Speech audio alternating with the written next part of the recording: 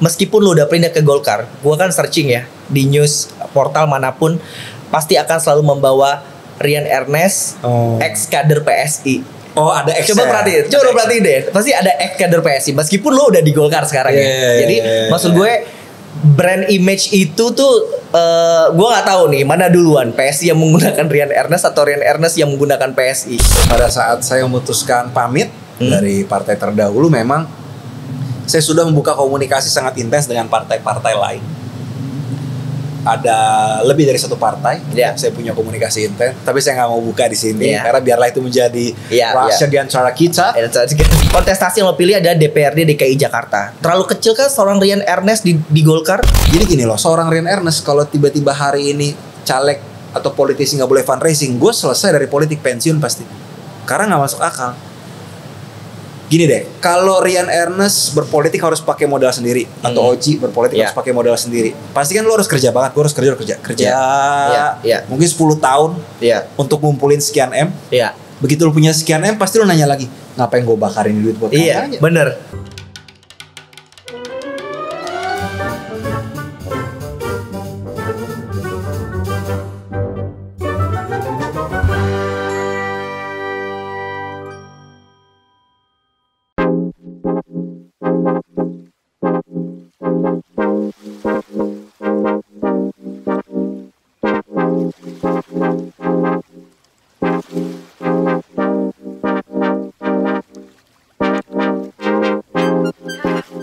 Halo semuanya, selamat datang kembali di Ngomong Politik, di mana semua orang kita kasih kesempatan untuk ngomong soal politik.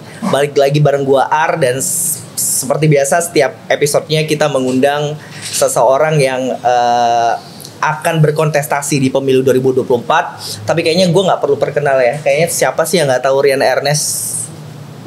Baru mulai udah dibully rese emang. Iya gak sih? Ya gak sih, di sini ada yang pasti tahu dong, pasti tahu Rian Ernest ya. Anel adalah orang yang excited waktu gue bilang besok kita undang Rian Ernest ya. Wah, akhirnya katanya gitu. Hai Anel. Iya. Tapi Rian Ernest yang dulu bukanlah yang sekarang kalau kata orang. Oh gitu. Gimana cerita? Apa bedanya? Terlihat gak sih dari tone color bajunya gitu, sudah sangat amat berbeda gitu.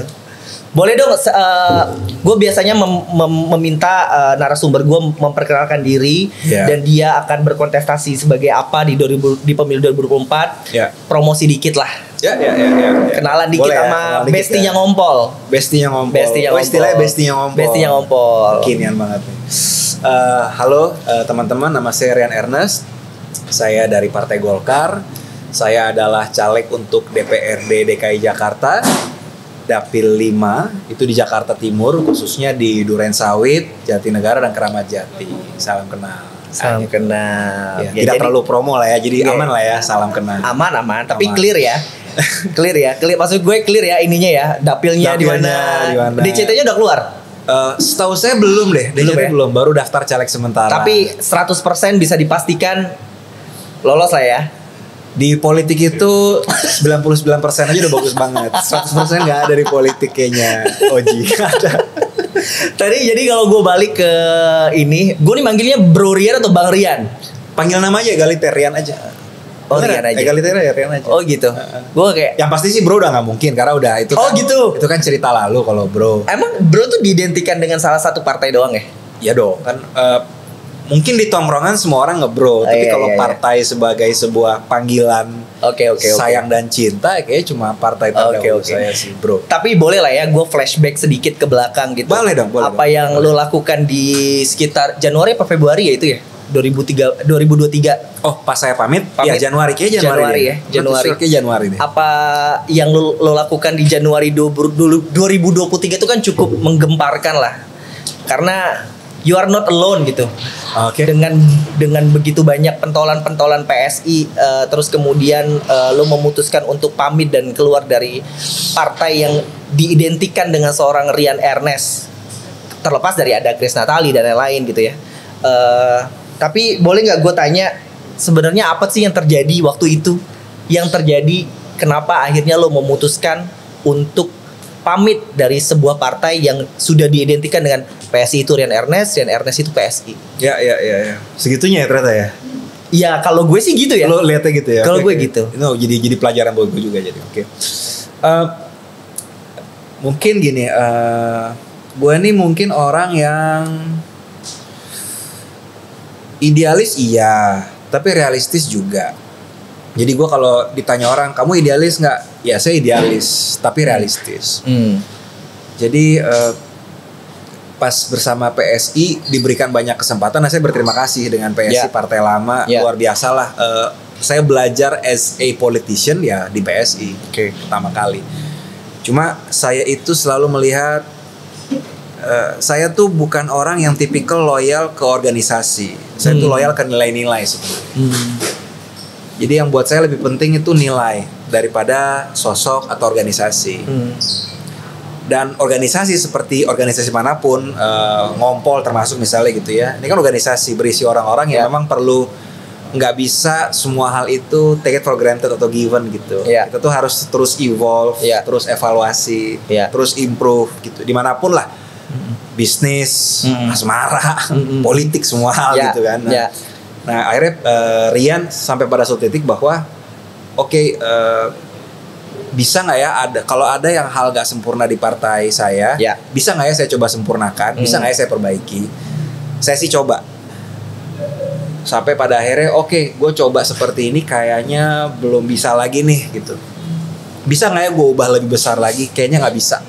Nah, pilihannya tinggal dua, bertahan dengan menelan sedikit rasa yang gundah gulana gitu, atau saya pindah gitu.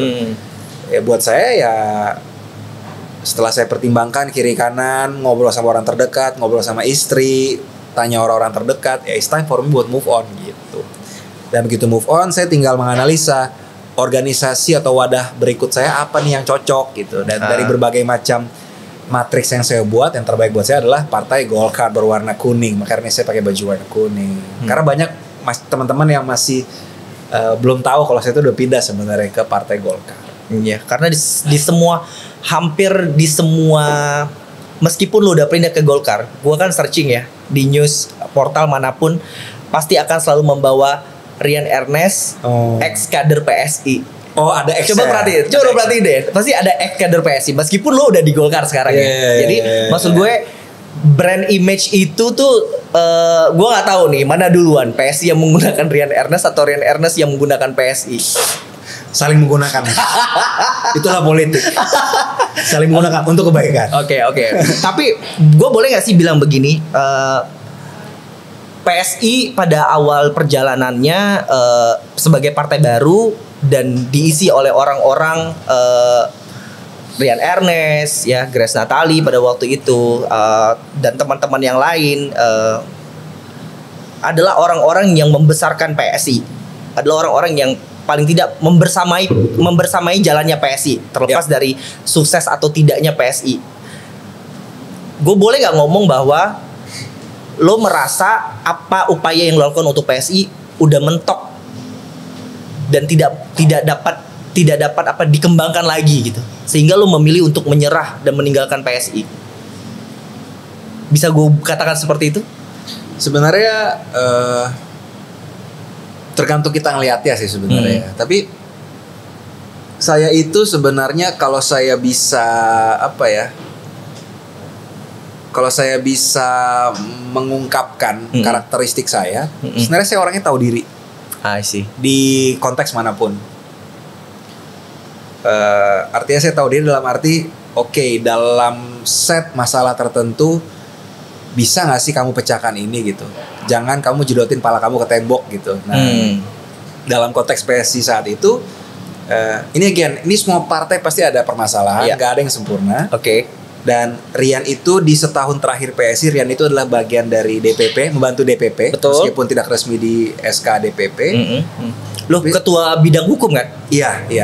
Jadi saya terakhir tuh ya Direktur Advokasi dan Bantuan Hukum. Saya bersama teman-teman ngebentuk LBH PSI. Saya bersama teman-teman, saya juga menjadi sekretaris Bapilu DPP PSI. Betul. Jadi sebenarnya tanggung jawabnya buat saya mendapat kehormatan banget lah, berterima kasih. Tapi itu tadi, begitu saya melihat ada beberapa hal yang kurang pas, saya coba perbaiki pelan-pelan. Mungkin belum terlalu lama upaya saya, mungkin belum terlalu banyak upaya saya, Tapi tanpa saya ingin menjelaskan lebih detail, PSI itu juga memiliki karakteristik sendiri, struktur tersendiri, karakteristik sendiri yang membuat saya, wah ini kayaknya seorang Rian kayaknya nggak mampu mengubah ini. Lo menganggap kapasitas lo, betul, kapasitas, posisi, tanggung jawab peranan juga belum sampai level bisa tanda kutip mengubah sebuah organisasi yang namanya PSI gitu. Dan saya tahu diri gitu siapa saya di sini gitu. Meskipun again saya selalu berterima kasih, PSI jasanya luar biasa ke saya. Tapi buat saya ya ini bukan soal loyalitas semata, tapi ini soal Rian ini kan pengen berbuat baik buat bangsa dan negara. Tentu butuh wadah organisasi yang juga tepat. Ya. Jadi buat saya makanya kalau di speech saya tempo hari kan ini keputusan yang benar. Ya meskipun berat lo bilang kan. Meskipun berat. Karena saya cerita gini sebenarnya saya menggali memori saya yang lalu dan buat saya jadi agak sedih karena kan seperti kalau gitu banget sian sama PSI. Iya. Gua aja dalam hati kayak lo kok sadis banget ya. Tapi buat saya saya harus berpikir objektif. Meskipun dari luar kelihatannya kok wah ini cold blood banget nih atau apa banget. Tapi kan itu saya nggak bisa mengatur opini atau persepsi orang kan. Karena buat saya yang penting buat saya adalah mengejar impact ke masyarakat yang luas melalui posisi yang juga bagus secara publik gitu. Makanya saya move on, saya pamit.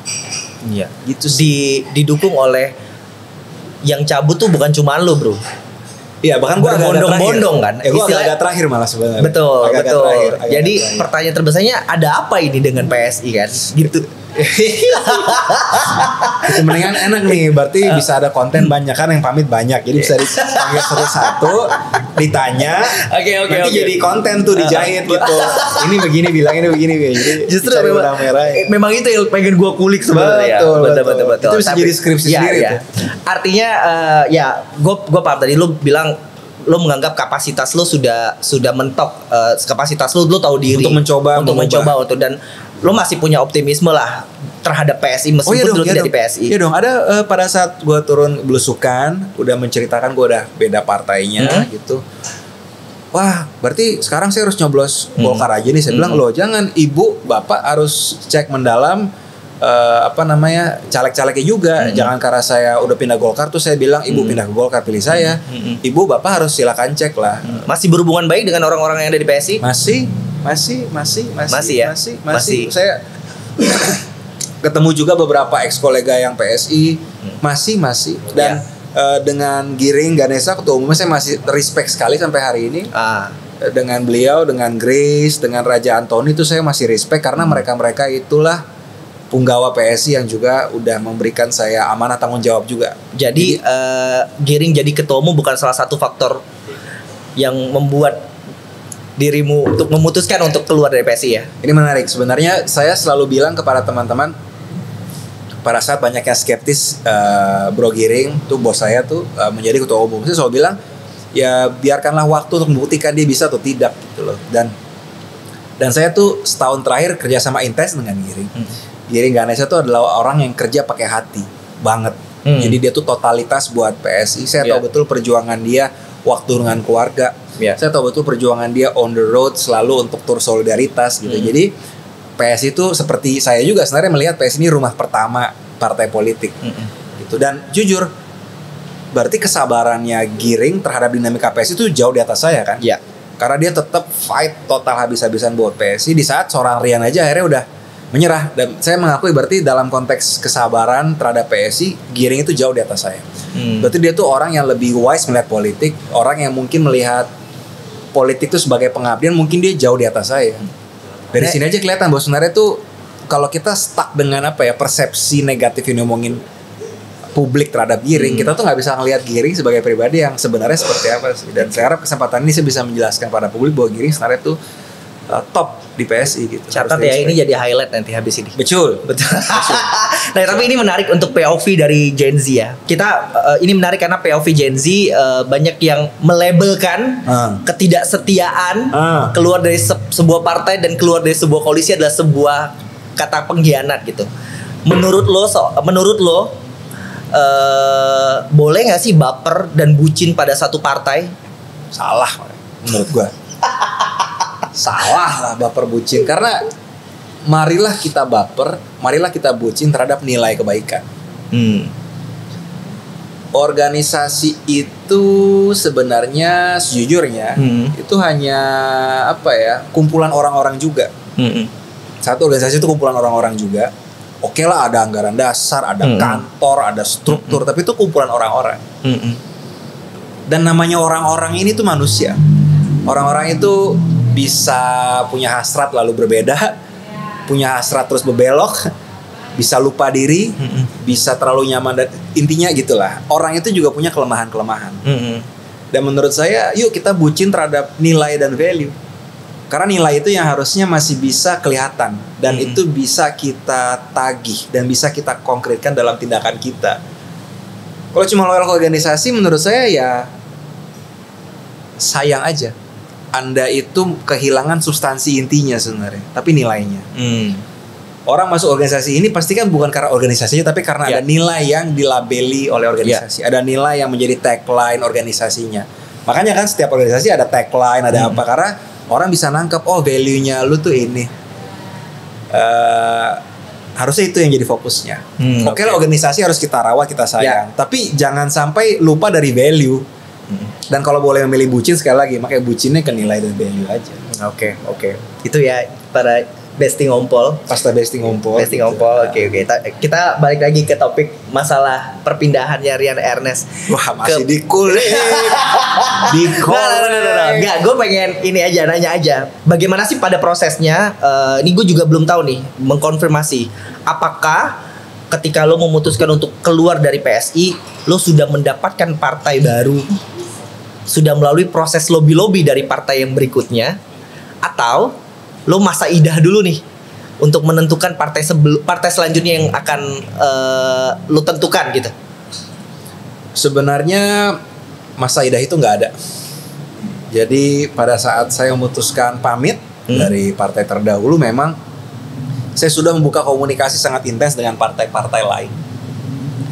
Ada lebih dari satu partai, saya punya komunikasi intens. Tapi saya nggak mau buka di sini karena biarlah itu menjadi rahasia di antara kita. Dan kalau saya sih sebagai pribadi politikus di Indonesia, saya itu menghindari untuk pindah sampai 2 kali partai. Pindah itu boleh, tapi 1 kali aja, bos. Mari kita hitung bersama-sama ya, guys. Jadi secara sejarah hari ini PSI, baru berikutnya Golkar. Makanya saya berharap Golkar ini menjadi partai kedua dan terakhir.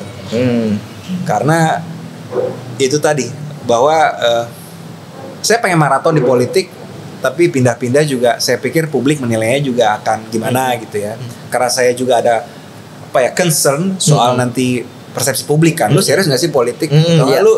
Lu punya kegigihan gak sih di politik kalau saya terus berpindah gitu. Makanya saya memutuskan, oh gini, saya lihat plus minus setiap partai. Contoh, apakah mau menjadi, istilah orang ya, mungkin Oji juga sering dengar, apakah kamu mau menjadi ikan besar di kolam kecil atau ikan kecil di kolam besar? Itu saya pergumulan lama tuh. Sampai ada seorang teman saya, dosen filsafat hukum, saya nggak bicara soal konteks ikan-ikanan tadi. Tiba-tiba begitu saya bilang saya pamit dari PSI, dia bilang itulah saatnya Rian, kamu jadi ikan kecil di kolam besar. Jadi saya berangkat dari premis itu sebenarnya. Itu yang membuat saya semakin menjurus ke arah partai yang besar dan dalam hal ini Golkar.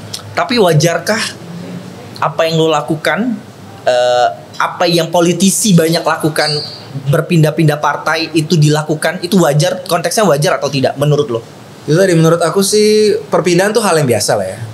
Dalam segala hal, kita pindah-pindah kerjaan. Yang lagi pacaran Gen Z putus nyambung ya, putus nyambung juga oke. Gue dulu putus nyambung misalnya, atau lo ganti pacar tuh wajar gitu. Gak ada yang abadi lah ya. Tapi kalau pindah-pindahnya itu keseringan, atau menjelang mau daftar caleg sementara, itu kan bisa mendatangkan persepsi-persepsi tertentu kan. Dan itu kan pilihan. Saya nggak pernah bicara benar salah di politik. Jadi mungkin Rian yang awal di politik, tahun pertama politik itu mungkin agak egois, agak bodoh kali ya. Karena dulu suka bilang gue yang benar, lo salah gitu.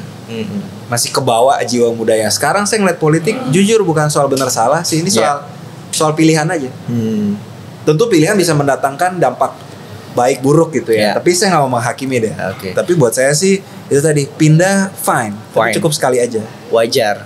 Cukup sekali aja. Yang nggak wajar itu lo daftar caleg di 2 partai berbeda itu. Itu saya nggak mau komen. Wah. Kita sudah tahu ini ngomongin siapa. Mantap. Oke. Semoga terpilih. Mantap. Saya nggak nonton konser. Kan pada akhirnya kan memilih salah satu partai. Akhirnya. Gitu Itu setelah ke gap di 2 partai. Tadi gue udah nanya ya, sebenarnya waktu perlu mengundurkan diri meskipun berat, saya meyakini adalah keputusan yang benar. Iya. Tadi juga udah lo jelaskan, tapi gue tertarik dengan tadi lo bilang kolam ikan kecil di kolam yang besar atau ikan besar di kolam yang kecil. Dapil yang lo pilih itu DKI Jakarta, DPRD. Sorry dapil. Kontestasi yang lo pilih adalah DPRD DKI Jakarta. Terlalu kecil kan seorang Rian Ernest di Golkar? Enggak lah, justru jujur Oji, saya aja bersyukur diterima di Partai Golkar. Karena Golkar isinya petarung semua. Orang-orang yang jam terbang politiknya udah jauh lebih tinggi daripada saya. Satu. Mas Dito Menpora. Ya. Umur 32 jadi Menteri Pemuda Olahraga. Orang fokus ke wah dia Menteri Muda ya, wah nih kayak cepet banget kok jadi Menteri. Orang tuh lupa. Mas Menteri itu paling nggak interaksi yang dekat dengan Golkar itu dimulai tahun 2008. Beliau tuh ampi. Jadi dari panjang sebenarnya. Jadi beliau itu paling nggak berorganisasi itu sekian belas tahun sampai akhirnya jadi menteri. Nah saya seorang Rian, politik praktis saya jam terbangnya masih pendek. Meskipun lo berhasil mendulang hampir 70.000 suara di periode sebelumnya. Syukurlah. Itu saya baru berpolitik baru 2 tahun sebenarnya. Nah, apakah itu tidak dilihat sesuatu yang privilege gitu? Untuk seorang Rian maju ke kontestasi yang lebih besar gitu. Kalau saya sih ngelihat angka 70.000 suara 2019 itu bukan privilege, tapi itu hasil kerja keras tim lah. Privilege itu kan kadang-kadang ya mungkin saya nggak bilang itu privilege lah. Definitely 70.000 itu adalah kerja keras tim Rian relawan dan kerja keras di partai juga ya. Tapi saya tuh sekarang ngelihat politik tuh lebih maraton, Oji. Dulu tuh saya mungkin jujur ngeliat politik namanya anak muda kan. Kayak sekarang kan teman-teman startup kan ambisius, pengen ini, pengen seri A, pengen apa gitu kan kalau investment. Tapi saya masih ke bawah itunya dulu. Sekarang setelah saya ngerasain politik Indonesia dalam berapa tahun saya? 6 tahun, 5-6 tahun. Oh harus maraton nih. Karena landscape politik Indonesia itu nggak gampang. Iklim politiknya, kultur politiknya, meritokrasi kita di politik juga belum jalan-jalan banget. Edukasi, bahkan kita masih pada tahap mungkin kita perlu edukasi politik lebih lagi seperti aku bilang, literasi politik harus lebih tinggi lagi. Jadi kita masih tahap tataran itu nih. Sehingga seorang Rian itu maraton aja. Dan kalau harus tanda kutip turun status ke DPRD, why not? Ini maraton kok. Daripada saya ambisi banget atau apa, atau merasa enggak lah gue tuh value-nya DPR lagi lalu memaksakan diri gitu. Karena saya pernah merasakan kontestasi DPR RI kalau seorang Rian, karena saya tuh bukan anak siapa-siapa, saya cuma orang yang mau terpanggil di sektor publik. Kalau DPR RI lagi nih gue gambling nih, karena ini pertandingan kelas berat. Mendingan gue DPRD aja deh yang menurut saya lebih realistis. Meskipun sulit karena DPRD juga gamenya beda. DPRD lain calonnya ada ratusan juga gitu. Rian Ernest mungkin baru turun belusukan belakangan ini. Mungkin ada teman-teman yang udah 5 tahun udah merawat dapil ya kan. Jadi saya sih ngeliat ya ini bagian dari perjalanan aja sih. Perjuangan aja, perjalanan. Saya gak pernah melihat ini sebagai Rian jadi turun status atau Rian ini kayaknya ikan yang terlalu besar atau apa gitu. Enggak sih, buat saya ini perjalanan aja, perjalanan hidupnya di politik. Mas Rian tuh terlalu down to earth sebagai politisi gak sih? Perhatiin gak sih dari tadi tuh? Mungkin agak aneh kali. Kayak ya di satu sisi gue harus mengakui bahwa 70.000 tuh gak mudah bro. Door to door gak mudah. Itu 130 kali belusukan. Untuk seorang tadi lo bilang newbie, pemain baru ya, gak pakai uang, gak pakai sembako, 0 rupiah. Tidak punya backingan nama besar di belakangnya. Gak ada ormas, gak ada apa. Bukan artinya saya gak merasa butuh ormas, tapi memang saya tuh masuk politik kecemplung, Oji. Saya ini orang sektor swasta yang sebenarnya panggilan hidup sektor publiknya ada dari dulu. Saya mau jadi tentara, saya mau jadi jaksa, tapi nggak ada yang berani saya ambil. Kalau tentara saya ditolak, Karena dulu saya SMA IPS. Kalau jaksa saya memilih tidak menjadi jaksa. Kenapa? Karena dulu gaji kecil banget. Kalau gaji kecil banget, mau bayar kuliah anak aja susah, repot dong. Potensi korupsi jadi tinggi. Jadi saya memilih udahlah swasta aja. Tapi kecemplung pelan-pelan di politik. Jadi ya inilah saya. Lama di swasta, dididik secara swasta, masuk di politik. Oke. Ada plus minusnya. Seperti semua hal. Betul. Nah, ngomongin soal Golkar, partai baru lo. Kesamaan visi dan misi apa yang lo temukan di Golkar dengan value yang tadi lo Golkar itu ada slogan karya kekaryaan. Kita tuh sebagai partai, saya juga semakin mendalami, saya semakin belajar dan semakin tahu. Sebenarnya kalau bahasa saya ini tuh output oriented. Jadi di Golkar itu saya pun mengalami, saya nggak mau sebut nama, tapi di sebuah acara partai yang besar sekali ada seorang kader partai di Golkar yang masih keturunan dari penggede Golkar, keturunan banget, pokoknya penggede Golkar banget. Di forum itu biasa aja, netral aja, nggak disanjung-sanjung sebagai anak atau keturunan dari ini gitu, nggak ada, egaliter aja. Mereka lebih melihat yang saya pahami, oh kontribusi terhadap partai seperti apa, jabatan publik apa yang kamu punya, sudah berapa periode kamu menduduki kursi. Ini yang saya tangkap ya. Jadi benar-benar output oriented. Bukan partai yang tipikal mengkultuskan satu orang. Bukan partai yang tipikal hanya menilai orang dari ngomongnya aja, tapi kinerjanya nggak ada gitu. Jadi ini yang buat saya cocok banget sama saya. Dan Partai Golkar sebagai sebuah partai tidak dimiliki oleh satu sosok saja. Tadi tidak mengkultuskan satu sentralistik orang saja, sehingga siapapun yang bisa perform secara baik di partai itu memiliki peluang buat naik ranking partai. Jadi buat saya, orang modal dengkul kayak gua, orang yang bermodalkan kompetensi dan kerja keras, bisa nih kayaknya di partai ini gitu. Jadi itu yang saya lihat sejalan banget sama saya, nilai yang saya alami. Meskipun berat, karena yang seperti saya tuh ada ratusan orang lain. Jadi pertarungan internalnya juga saya harus katakan tinggi sekali. Tapi kan justru ya harusnya seperti itu kan partai politik. Semua orang memiliki peluang yang sama buat naik ke atas. Bahwa semua orang berkompetisi, berlomba, bahkan berpolitik di internal, ya namanya juga partai politik. Berkubu di dalam, berfaksi dalam partai politik. Itulah sejatinya partai politik yang sehat.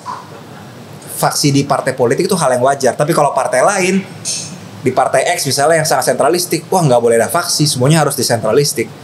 Kan jadi menurut saya bukan partai politik yang ideal. Meskipun akhirnya banyak faksum ya, faksum ya, meskipun lu bilang sentralistik, meskipun nanti akan banyak faksum-faksumnya, ini akan tegak lurus ke sini, ini akan tegak lurus ke sini. Tapi kalau sentralistik pasti akan tegak lurus ke satu dong. Iya. Menjadi nggak sesuai dengan nature partai sentralistik figur. Kalau di Golkar ya kubu ini dan semuanya saling diskusi, kadang-kadang ada debat, kadang-kadang damai lagi, nanti mau Munas bertarung lagi, habis Munas damai lagi. Kayak Divergent ya guys, faksinya banyak. Oh gitu, belum nonton. Divergent itu film ya? Film. Harus nonton tuh. Gue tuh jarang waktu nonton. Kerja mulu kita, ampun, sama megang anak. Hobi saya megang anak, parenting langsung.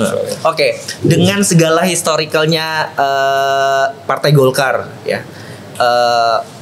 gak bisa dibilang partai baru, partai muda, gak banget gitu. No, partai yang rezimnya udah panjang. Ya. Gitu.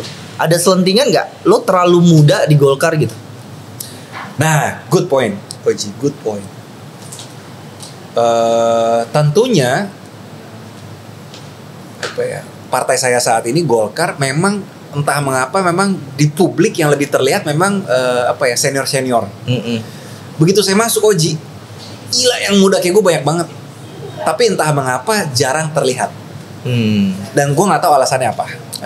Tapi bahwa yang muda-muda, yang progresif, yang muda, yang aktivismenya tinggi, sejarah pendidikannya keren-keren itu banyak.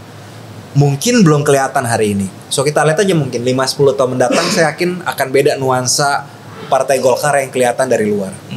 Gitu. Nah belakangan ini juga perpindahan ke Partai Golkar itu, perpindahan lo ke Partai Golkar disinggung dengan salah satu sosok namanya Ridwan Kamil. Senior saya tuh. Ada apa sebenarnya antara lo dan Ridwan Kamil? Pertanyaan gue, apakah betul faktor terbesar lo pindah ke Golkar adalah karena sosok Ridwan Kamil juga bergabung di Partai Golkar? Tentu sosok Ridwan Kamil menjadi salah satu senior dan mentor yang ya mempengaruhi juga lah keputusan saya masuk gitu. Saya masuk Golkar itu diskusi, Ridwan Kamil menjadi salah satu referensi buat saya. Beberapa political scientist, beberapa teman dan keluarga gitu ya. Itu yang konsultan politik juga. Jadi banyak faktor yang membuat saya akhirnya masuk ke Partai Golkar. Bukan hanya seorang Kang Emil sebenarnya. Meskipun kesamaan saya dengan Kang Emil tuh lumayan mirip kalau dipikir-pikir. Kang Emil tuh masuk politik karena marah sama politik. Marah sama kualitas politik. Marah sama kualitas pelayanan publik. Makanya beliau maju wali kota Bandung dan menang terus gubernur segala macam. Bahkan waktu Kang Emil pidato, saya lupa mungkin di Bandung kali ya.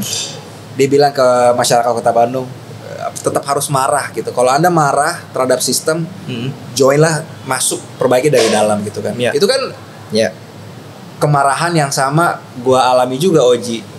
Dan Kang Emil itu dulu arsitek, kerja di firma arsitektur gitu. Gua kerja di firma hukum. Jadi sama marah. Jadi kayak sama-sama profesional yang marah lalu kecemplung sistem politik. Dan Kang Emil pun memilih Golkar karena satu faktornya kan memang ini bukan partai yang sentralistik ke figur tertentu. Jadi nyambung memang. Jadi yes, definitely Kang Emil salah satu senior dan mentor gue di Golkar. Ya membuat gue makin yakin dengan pilihan gue masuk Golkar. Tapi yes, itu salah satu dari banyak sekali faktor sebenarnya. Dan di Golkar yang kayak gini sebenarnya keren-keren. Ada juga misalnya yang baru pamit nih dari Tangerang, Bupati Tangerang, itu ketua gue di Golkar DKI, Bang Zaki. Sekarang juga top sebenarnya. Orang Tangerang yang kuliah sampai ke Australia gitu, pernah di DPR RI sekian lama, lalu fight Bupati Tangerang 2 periode menang gitu, dapat awardnya juga banyak. Jadi story-story orang profesional yang akhirnya kecemplung di politik masuk Golkar itu sebenarnya banyak. Dan mungkin publik banyak belum tahu lah. Ya mungkin orang lihat Golkar ingetnya yang dulu-dulu gitu kan, zaman Orde Baru lah, atau cerita-cerita lama. Tapi itu kan udah lama. Itu tutup buku dan Golkar hari ini tuh evolvingnya jauh banget sebenarnya. Oke. Kita masuk ke menjadi seorang politisi di tanah air ini. Sebagai seorang politikus muda, tergolong muda lah. Usia lo berapa sekarang? 30, bulan depan 36. 36. Masih 36 sebagai politikus muda, terlebih politikus muda yang pernah paling tidak membangun sebuah partai baru. Pertanyaan gue adalah, seberapa sulit bagi seorang anak muda masuk ke dalam perpolitikan tanah air ini? Tanah air Indonesia atau Wakanda? Waduh. Satu, berpolitik bersih, berpolitik transparan, itu harus kita lakukan. Karena semakin transparan, semakin bersih, publik semakin trust dengan politik, semakin trust dengan partai politik, dan semakin trust juga dengan institusi negara. Akhirnya kualitas demokrasi, politik, kualitas negara kita naik semua nih. Betul. Tapi kan iklim Indonesia ini mungkin belum seperti itu. Sehingga buat anak muda yang melakukan hal seperti itu, jangan berharap ini gampang. Kalau saya bilang anak muda, mudah kok. Saya namanya nipu anak muda juga kan. Tapi justru itu juga yang buat saya berpikir memang harusnya emang di tangan anak muda perubahan politik. Karena yang berat-berat, yang sulit-sulit memang harus di tangan generasi muda kan. Perubahan Indonesia 1928, 1945, penculikan Soekarno buat proklamasi, semua di tangan anak muda. Sulit loh. Bayangkan tahun 28 kita masih di bawah Belanda, kolonialisme, kita ngumpul bikin sebuah pemuda. Apa nggak ditangkepin semua resikonya? Pada saat Soekarno diculik, gila, apa nggak nanti bisa didor tengah jalan tuh yang nyulik Soekarno saat itu. Jadi 98 juga, pada saat perubahan reformasi, apa nggak anak muda nanti bisa diberondong oleh aparat pada zaman itu. Jadi emang yang berat-berat itu memang di tangan anak muda. Harus dilakukan. Dan justru anak muda bisa melakukan itu, karena anak muda itu kan modalnya niat, kompetensi. Kepentingannya itu bukan kepentingan titipan kiri kanan, kepentingannya cuma mau ngeliat Indonesia lebih baik gitu. Jadi buat saya berat nggak? Berat. Mustahil nggak? Enggak. Realistis nggak? Harus dengan preparation yang sangat oke. Harus timing yang sangat oke. Dan jangan hanya nyemplung. Menurut saya belajar dulu pelan-pelan. Jangan ikuti jejaknya Rian Ernest yang dulu langsung DPR RI. Ini konteks anak muda yang ibaratnya baru di politik, bukan anak siapa-siapa. DPRD dulu aja. Secara teritori lebih kecil, secara kebutuhan dana juga lebih kecil, lebih realistis, lebih terukur. Oke. Fight dulu DPRD.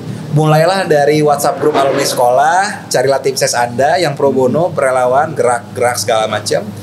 Begitu kepilih masuk DPRD, buatlah kinerja yang baik supaya naik level lagi. Berat, tapi tidak mustahil, tapi harus realistis. Harus bikin perhitungan yang cermat sebenarnya. Rian Ernest mau mengatakan bahwa Rian Ernest memberi pelajaran bagi dirinya sendiri. Pelajaran terbaik dong. Iya, ngomong di cermin, betul. Iya dong, betul, pelajaran terbaik gitu. Betul. Karena ini memang saya alami setelah sekian tahun di politik. Mungkin dulu saya melihat ini nggak berat, ini bisa. Sekarang saya lihat ini lebih berat. Tapi tetap ini nggak mustahil kok. Nggak mustahil. Lalu belakangan ini lagi rame bro, viral di mana-mana lo mengeluarkan statement itu viral ya terkait dengan modal lo mencalonkan diri sebagai calon legislatif. Ini sekarang atau periode sebelumnya? Itu rame banget. Memang aku di WA warga Jakarta Timur juga ada beberapa. Lo main TikTok nggak sih by the way? TikTok ada tapi nggak terlalu aktif lah. Saya tuh introvert. Jadi di sosial media itu sesekali saya cek, tapi saya tuh tidak seintens itu. Oke. Sehari paling cuma 10 menit itu udah maksimal. Jadi saya lebih senang tadi kerja, baca buku, parenting anak saya, habis itu capek terus tidur. Nonton aja udah lama, makanya Divergent-nya udah nggak tahu tuh. Ketinggalan banget saya, parah. Itu rame bro. Itu rame di satu wawancara lo dengan Panji Pragiwaksono ya. Iya, di Hiduplah Indonesia Maya kayaknya. Betul. Lo menyebutkan provokator Panji Pragiwaksono. Provokator. Tapi kalau nggak ada seorang Panji Pragiwaksono, kita kan nggak bisa tahu nih gitu. Lo ngomong angka. Bahkan lo menyebutkan angka, lo habis sekitar 1,3 M. Untuk sekarang atau untuk periode sebelumnya? Besok ini 1,3 M.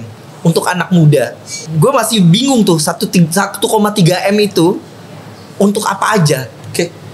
Jadi makanya saya tuh kalau ditanya di sesi anak muda gitu, bang saya mau politik bang, gimana caranya? Advice seorang Rian itu memang agak aneh melawan arus. Tapi saya bilang anak muda fresh graduate dari SMA, SMK atau perkuliahan, jangan langsung politik praktis. Kerja dulu aja di pasar atau di market atau di sektor swasta. Jadi staf ahli dulu gitu ya setelah. Nggak mesti juga. Apapun. Misalnya kayak Oji, misalnya lo orang PR, atau lo jurnalis, atau lo lawyer, atau lo engineer, atau lo banker, atau lo content creator, atau lo seniman. Kerja dulu aja. Build your own core skill yang bagus, yang punya value tinggi, diapresiasi oleh orang, dan itu menjadi kompetensi utama lo. Supaya begitu lo nanti masuk politik praktis, lo tahu lo mau perjuangin apa, lo tahu tools apa yang mau lo pakai buat memperjuangkan aspirasi lo di politik. Dan kedua, ini soal fundraising. Gue percaya, jadi gini loh, seorang Rian Ernest kalau tiba-tiba hari ini caleg atau politisi nggak boleh fundraising, gue selesai dari politik, pensiun pasti, karena nggak masuk akal. Gini deh, kalau Rian Ernest berpolitik harus pakai modal sendiri, atau Oji berpolitik harus pakai modal sendiri, pasti kan lo harus kerja banget. Gue harus kerja mungkin 10 tahun untuk ngumpulin sekian M. Begitu lo punya sekian M, pasti lo nanya lagi, ngapain gue bakarin duit buat kampanye? Bener. Mending gue investasi tempat lain. Betul. Ngapain gue harus belusukan tiap hari, kan capek. Mending gue bikin startup ya kan. Bikin startup. Makanya demokrasi itu memang butuh patungan rakyat. Supaya orang-orang yang terpanggil di politik itu nggak harus kaya raya dulu masuk politik. Tapi nggak bisa kosongan dong. Nggak bisa kayak, gue mau politik, apa isu kamu? Nggak tahu. Emang kamu ngerti apa? Nggak tahu, kan gue baru lulus. Nah itu tadi, anak muda itu sebaiknya saran gue, kerja dulu aja, apapun profesinya, sampai lo itu memiliki kompetensi yang baik, kredensial yang baik, sehingga modal yang cukup. Ini modal tuh nggak cuma modal dalam segi material ya, modal skill gitu. Jadi lo tahu ambisi lo apa, sehingga begitu lo bikin program fundraising, saya butuh nih misalnya 1 miliar, bantu saya dong. Orang mau ngasih kamu 500.000, mau ngasih kamu 10 juta juga yakin, oh nih orang tahu nih ngomong apa, ini orang tahu isu yang mau dia bawa apa. Logiskah mekanisme yang lo sampaikan itu di negara ini? Bisa. teman-teman gue sendiri di politik melakukan itu dan mereka bisa. Rian sendiri di DPR RI lalu fundraising. Rian sendiri di Pilkada Batam tempo hari lalu juga fundraising. Hari ini pun Rian fundraising. Uang 1,3 M yang gue sampaikan itu adalah untuk budget canvassing door to door. Relawan itu gue latih, gue ajak ngobrol, yakin dengan seorang Rian Ernest. Lalu teman-teman ini kan akan berjuang dari pintu ke pintu nih untuk mengenalkan Rian. Hanya mengenalkan. Kita belum bicara visi misi, belum bicara segala macam. Ini hanya mengenalkan Rian karena baru pindah partai ini. Itu kan butuh uang apresiasi. Itu kan membutuhkan sertifikat, souvenir kepada warga. Halo warga, ini Rian loh, ada mark dicetak mukanya Rian. Ini kan mesti bayar nih. Ini 15.000 perak nih, 17.000 perak nih. Sehingga itu butuhkan budget sampai 1,3 M. Dan itu fundraising. Kalau nunggu Rian punya 1,3 M, seperti kita bilang tadi, enggak deh. Karena kan ini kan kampanye, belum tentu bisa menang. Buat orang yang kita ngitung 100.000 perak aja sulit, mau gak sih kita udah ngumpulin duit sekian M terus kita di politik? Mungkin belum tentu sih. Kalau gue ya, kecuali gue lahir udah anak kaya raya, gak usah pusing. Makanya demokrasi itu pasti butuh biaya.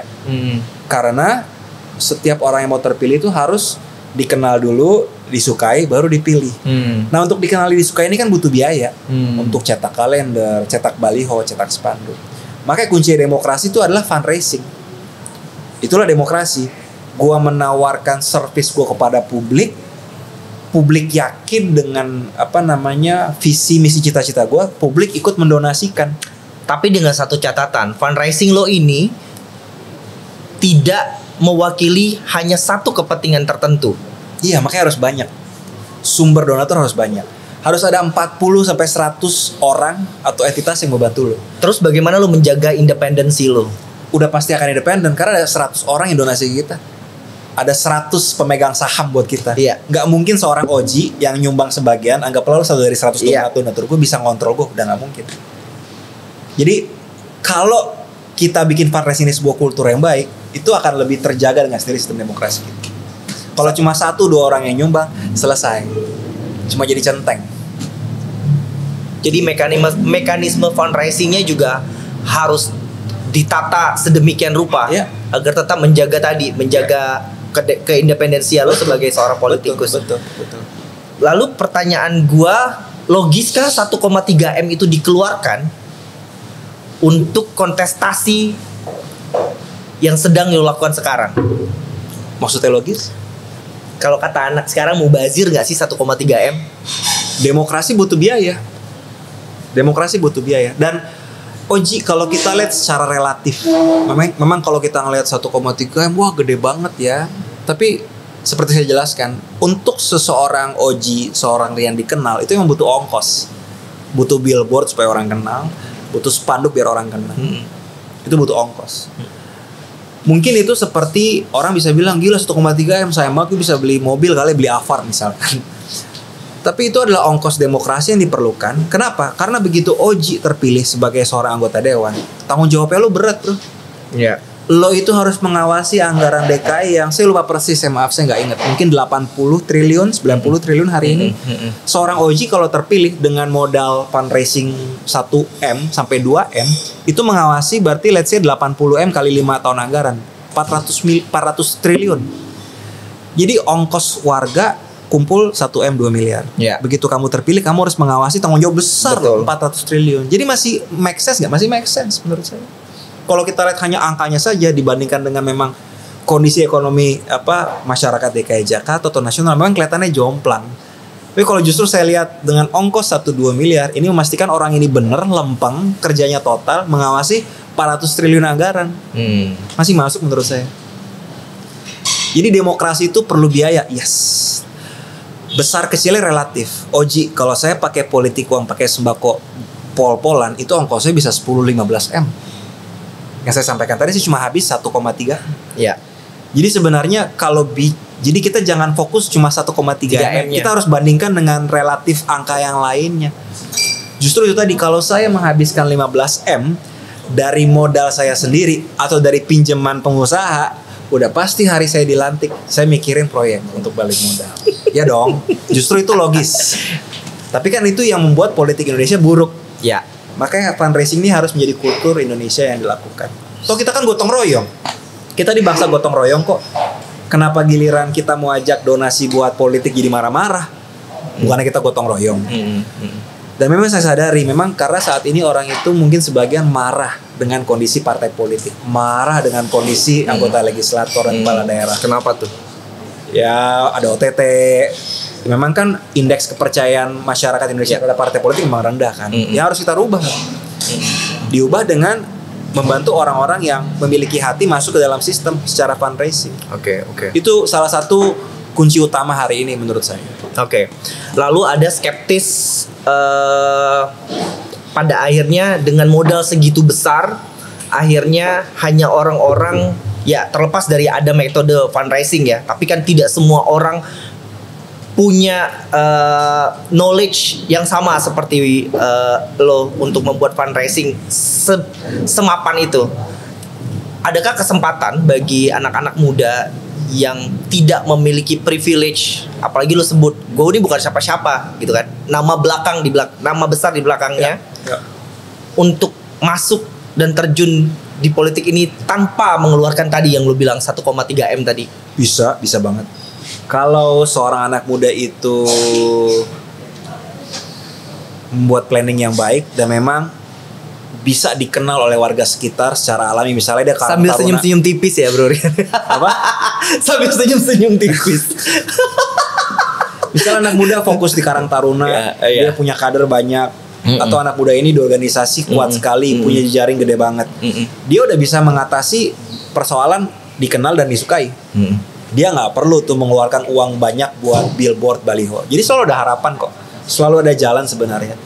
Makanya saya bilang tadi, berat gak berat, tapi harus dibikin planning yang bagus supaya ini semua jadi realistis. Makanya tadi lo bilang mending nyari pengalaman dulu deh di luar. Betul. Buat orang yang modal sosial nggak ada, modal politiknya nggak ada, karena kan jujur Rian modal politiknya nggak ada. Gue tuh di UI, hukum UI nggak ikut organisasi. Gue dulu tipikal anak muda. Dan secara umum zaman gue juga gitu. Kita nyari IP tinggi deh supaya kita bisa segera dapat kerjaan.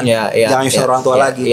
Ada beberapa teman-teman yang menganggap IP penting tapi organisasi juga penting. Nah gue lebih milih gue IP aja deh. Ini pilihan gue saat itu kan.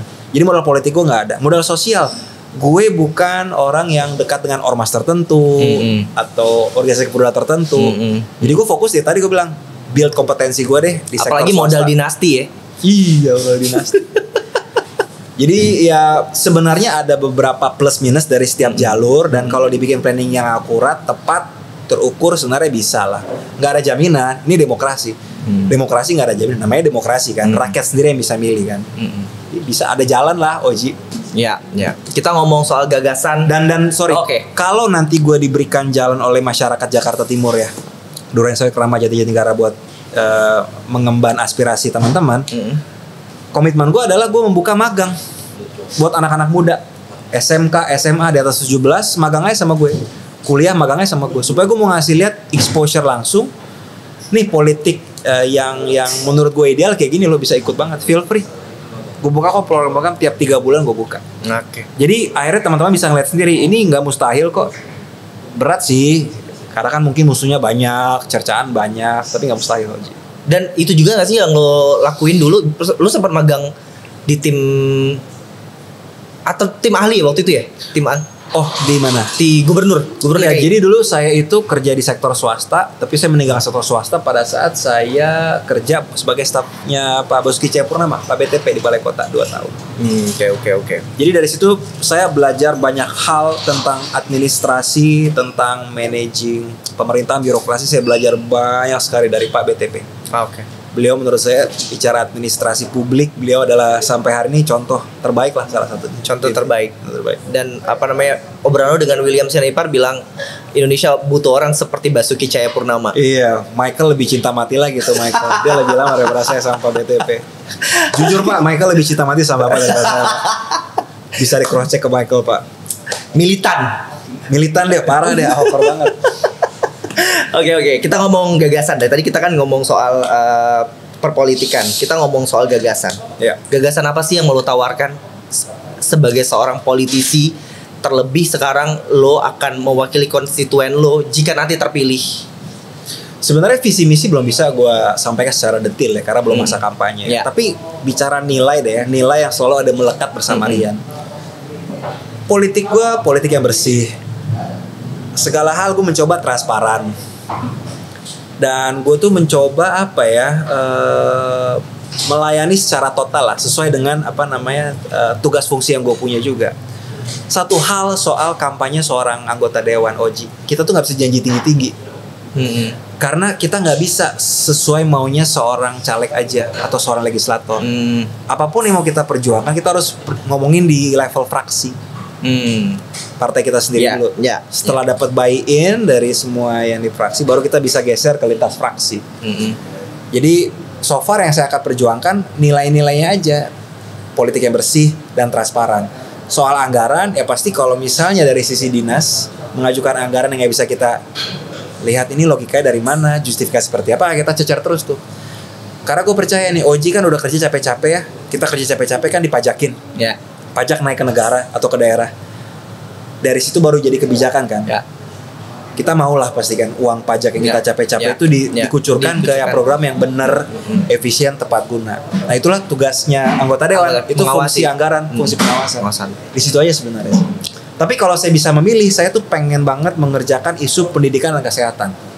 Karena buat saya ini menjadi pintu gerbang seorang itu bisa meningkatkan kualitas hidup. Dari strata ekonomi yang kurang beruntung bisa naik level. Termasuk soal kesehatan.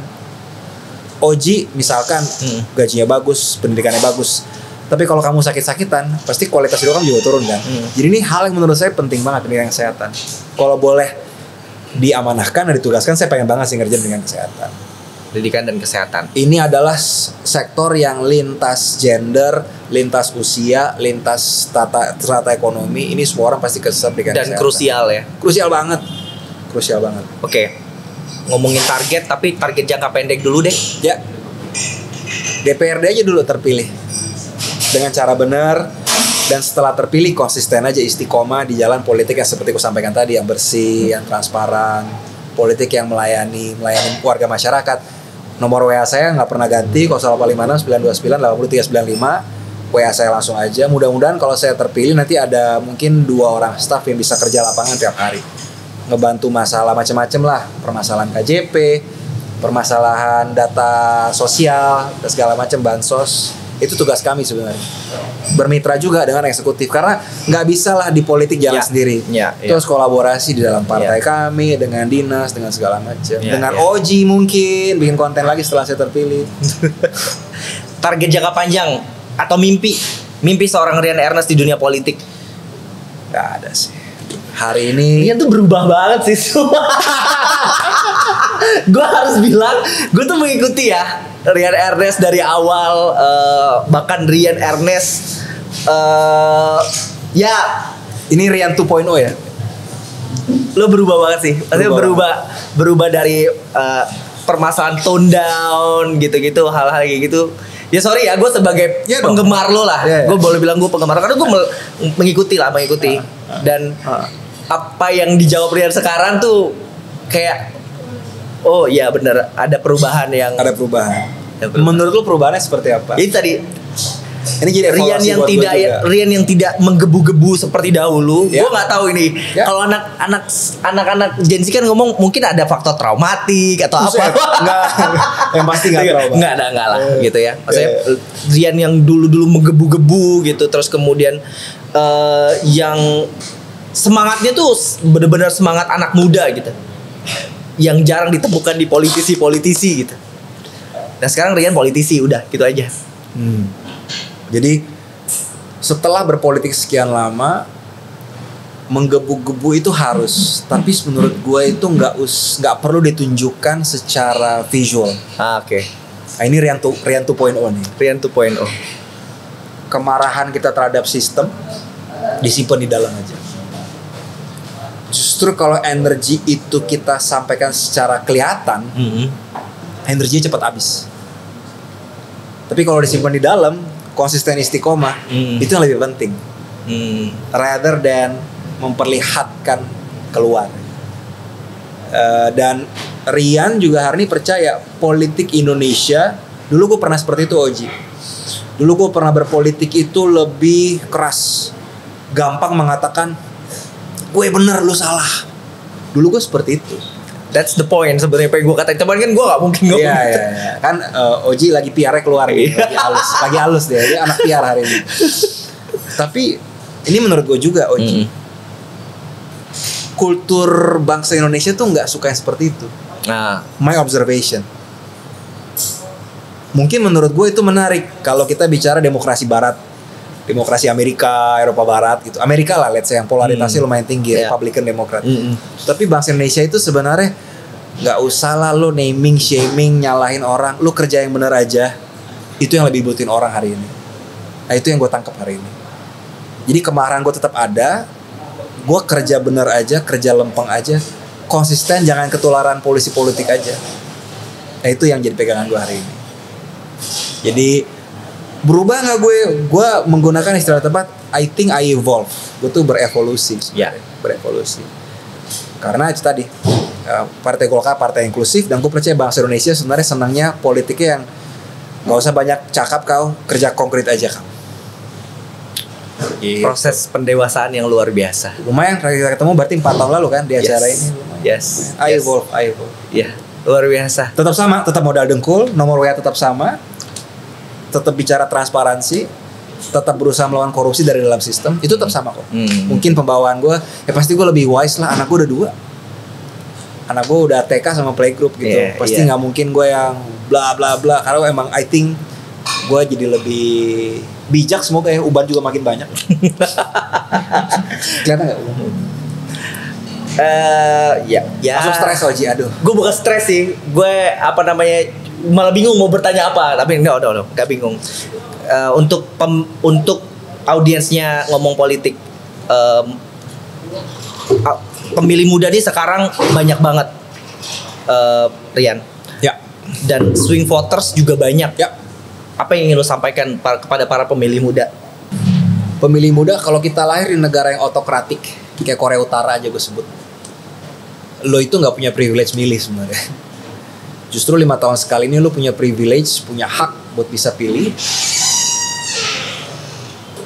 Namanya hak bisa nggak lo pakai, bisa lo abaikan aja. Lo bisa mengatakan persetan politik, gue nggak peduli.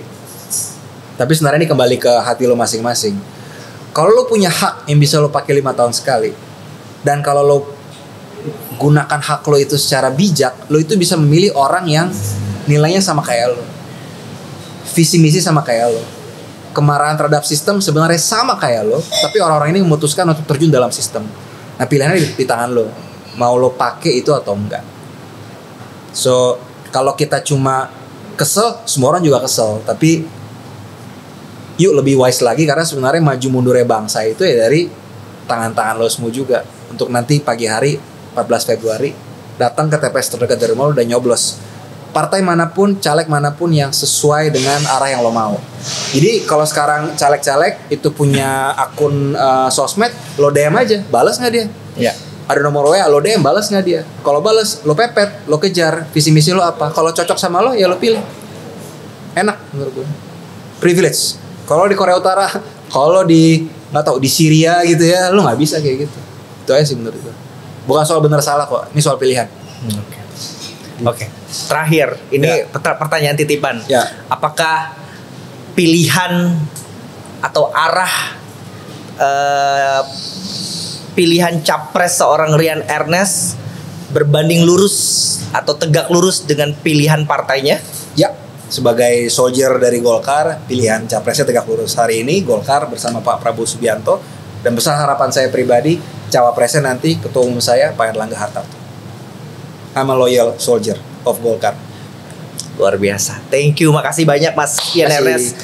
Hari ini luar biasa, banyak insight yang gue dapat. Dan membuat gue sedikit tertegun dengan sosok Rian 2.0-nya ini gitu ya. Semoga tidak ada Rian 3.0 dan 4.0 ya. Nggak, cukup 2.0. Cukup ya. Makasih banyak sekali lagi Mas Rian udah main di Ngomong Politik. Semoga next time kita bisa ngobrol-ngobrol lagi ya. Dengan senang hati, feel free invite anytime. Oke. Makasih banyak Besti Ngompol udah nemenin dan nyaksiin konten Ngomong Politik. Jangan lupa di follow sosial medianya Ngomong Politik di TikTok dan di Instagram, dan saksikan konten Ngomong Politik di channel YouTube Pay2 Network. Gua Rozi, sampai jumpa pada konten berikutnya.